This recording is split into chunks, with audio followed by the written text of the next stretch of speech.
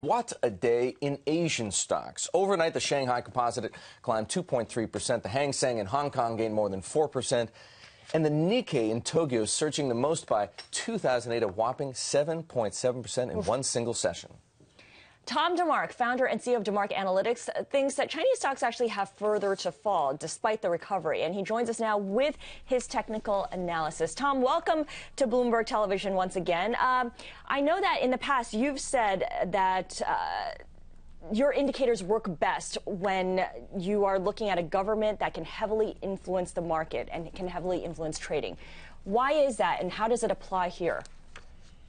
Well, our indicators are designed to anticipate market tops and bottoms, and it does it by calculating or identifying when the last seller is sold at a top, or last buyer is bought at the top, and conversely at a bottom when the last seller is sold.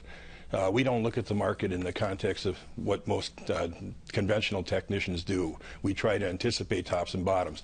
And what we found is usually when governments do interfere or intervene in markets, there's a temporary response, particularly when the market's in a decline.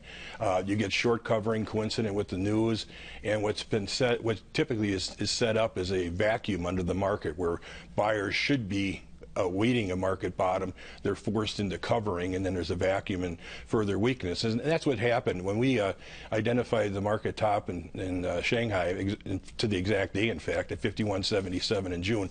We projected downside to 3,200 approximately. The market did decline lower, made a low at 28.50. We were on alert to expect further weakness. The market traded for 8 days below 3,200, and last Friday we came to the determination that there would be another rally in the Shanghai market, something akin to what occurred in July. In July, we had about an 800-point rally into a short-term top, and then we're looking for something on the order of 500 points. We see the Shanghai rallying to 33.90. We see the Hang Seng China Enterprise Index rallying to 10,900, and then another decline. But this decline that we're anticipating is something that may be drawn out. We've reviewed all of our. Originally, what we typically like to see at market bottoms is a V bottom. We did a lot of research into last week because of that delayed bottom. We just weren't seeing every opportunity the market had to break down. Every opportunity the market had to break down was there was a reaction by some influence, whether it's the government or central banks or whatever. So we've decided that, or we look at the market currently somewhat similar to what we did from August 9th through October 4th of 2011. I don't know if a number of people followed us back then, and we were pretty stubborn. Despite the market gyrations of 10, 15, 20%, we were convinced that we had to go to 1076 on the downside. The low on August 9th was 1101. Yes. What's a better indicator of Chinese stocks? Is it that Hang Seng China Enterprises Index that you talked about? In fact, you talked about in an email over the weekend to your clients, which you kindly included me on. Or is it the Shanghai Composite?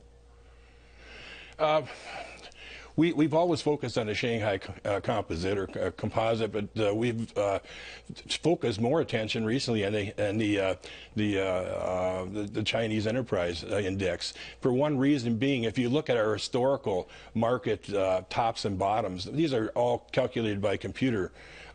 We've been very successful in identifying the tops and bottoms. The only problem is we want the price objectives and our timing models to coincide. And what happened in 2011 at the stock market low in August, we did not have in sync. We didn't have in sync until October 4th, which was 2 months later. The same thing happened in Nikkei and back in 2001, 2002. In September, we made a bottom, but it took about 3-4 months to make a lower bottom, and that's when both were in sync. And that's what we're seeing right now. The Chinese Enterprise Index has a downside objective of 887 6.4, 87.64, and we just didn't fulfill. We got as low as 90.53. So we're convinced we're going to see a rally. We're going to see a rally to 10,900. We're going to see a rally to 33.90 on the Shanghai index. But we see the market eroding again, similar to what the U.S. markets. We're receiving a sell signal on the U.S. market today, in fact. Tom, I want to go back to the Shanghai Composite for a moment here because you referenced an erosion there. You've noted that we've seen some sideways trading in the Shanghai Composite in the past 2 weeks. What does that do to the reliability of your market indicators? Well, see, our timing model is constructed such that you have to make successively lower highs and lower closes and higher closes to generate a buy or a sell. So during a trading range, it remains dormant. So what it's telling us, we've got to make lower lows, despite what everyone is saying right now. See, what convinced us somewhat that we were going to see this rally when we published last Friday was the fact that too many people were negative. A lot of prominent people were negative. And if you look at it in the context that when the last seller, when the last seller is sold, markets just by definition will move sideways, or figuratively speaking will have to move sideways or go upside, and that's what we're seeing right now.